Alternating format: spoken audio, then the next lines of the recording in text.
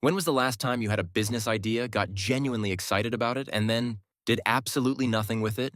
If you're being honest, it was probably recent. And tonight, you're going to be scrolling through your phone, half paying attention, and you're going to see it.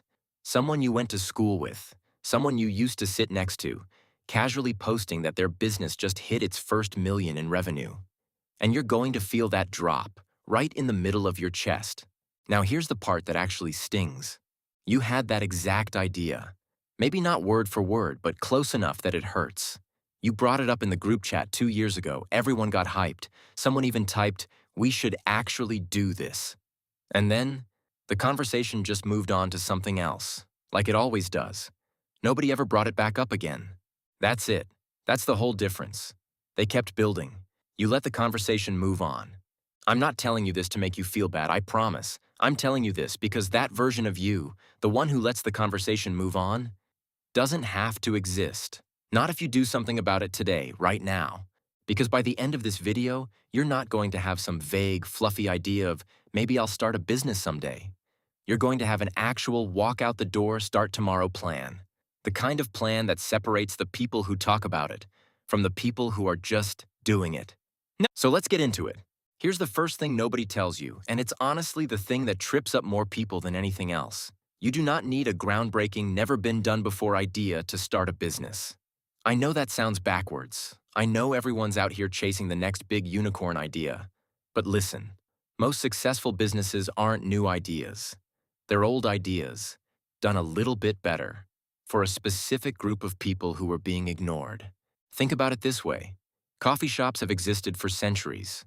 And yet somebody looked at that and said, what if we made it feel like a third place? Somewhere between home and work, where people could sit for hours. And that became one of the biggest brands on the planet. The coffee wasn't new, the experience was. So the question isn't, what's never been done? The question is, what's being done badly, or being done for the wrong people, and how can I do it better, for the right people? So before you touch a logo, before you register a business name, before you do any of the fun stuff, here's what actually needs to happen first.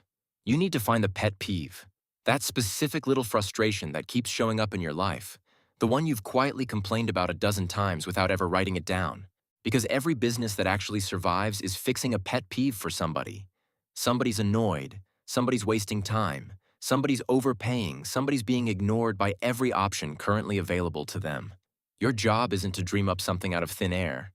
Your job is closer to detective work, going out and noticing what's already broken. And the messiest, most underrated research method in the world is just paying attention to your own life. What do you complain about to your friends?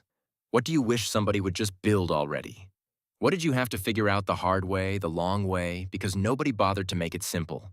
That irritation, that's not just venting. That's a business idea wearing a disguise.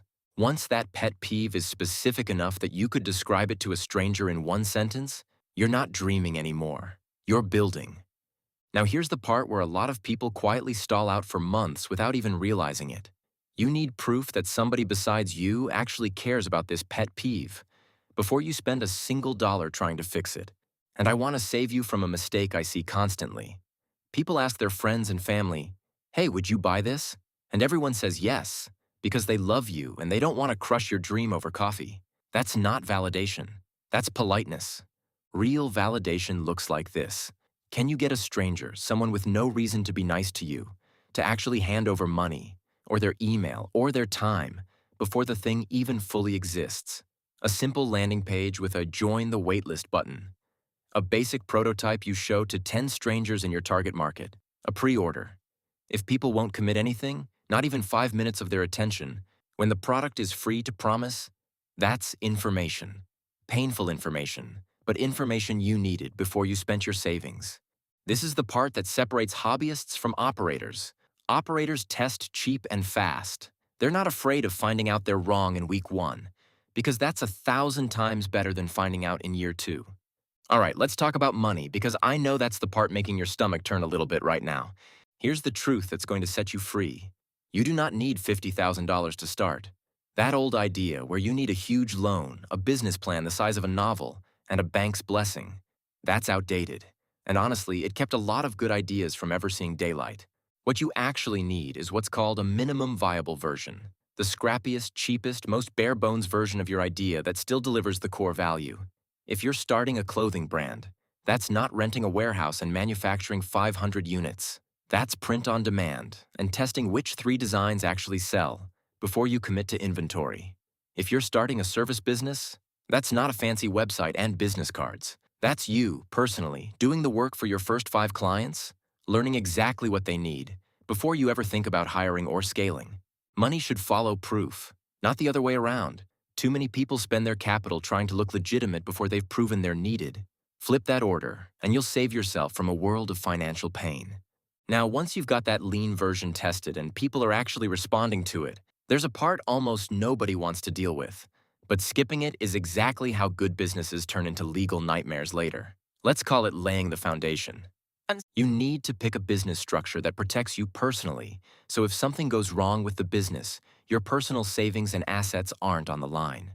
You need to separate your business money from your personal money from day one, even if it's just a second bank account. This single habit alone will save you so many headaches when it comes to taxes, and it'll force you to actually see clearly whether your business is making money or quietly bleeding you dry.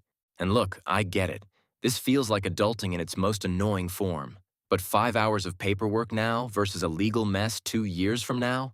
It's not even a close call. And here's where most people's plans quietly fall apart. Because they forget this piece exists entirely. You need people watching before you need a perfect product. I see this constantly. Someone spends 8 months perfecting their product in isolation. No customers, no feedback, no sales. Just building in a vacuum. And then they launch to silence. Because nobody knew it existed, and nobody asked for exactly that version of it. Flip it. Start building your audience, even a tiny one, from the very first day you have an idea. Document what you're doing. Share the process, the mess, the wins, the embarrassing failures. People don't just buy products, they buy stories, and they buy the feeling of having been there from the beginning. That's why so many founders now build in public.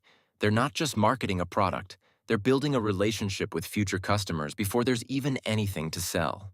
By the time your product is ready, you shouldn't be starting your marketing. You should already have a small crowd of people leaning forward, waiting. Now let's talk about the thing nobody puts in the highlight reel, the harsh truths. There is going to be a stretch, and it might be weeks, it might be a year, where it feels like nothing is working. You will question everything. You'll compare your messy middle to someone else's highlight reel, and it will feel like you're the only one struggling. You are not. Every single person who's ever built something worth having has gone through that exact tunnel. The people who make it aren't the ones who never doubt themselves. They're the ones who keep showing up anyway on the days it feels pointless. And here's something that might actually be a relief to hear. You don't have to quit your job on day one. In fact, please don't. The strongest way to start a business is quietly, on the side, nights and weekends, while your job still pays your bills. Let the business prove itself first. Let it start covering its own costs, then start paying you a little, then eventually replace your income. That's not slow, that's smart.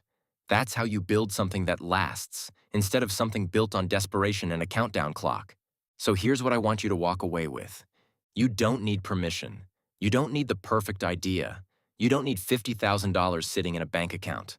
What you actually need fits in your pocket right now. It's just been buried under every excuse you've told yourself about why now isn't the right time. And here's the thing about the right time. It's a myth dressed up as patience. Nobody ever feels fully ready. Not the person who built the thing you're jealous of.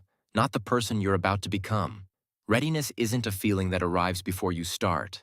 It's something you build, brick, by starting anyway, while your hands are still shaking a little.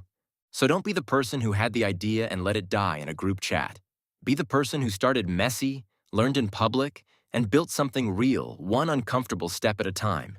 If this gave you even one spark of, okay, maybe I actually could do this, that's exactly why I made it. Now go write down that pet peeve. Not the idea, not the logo, not the business name, just the pet peeve. That's the whole assignment, and you can knock it out in the next 5 minutes. I'll see you in the next one.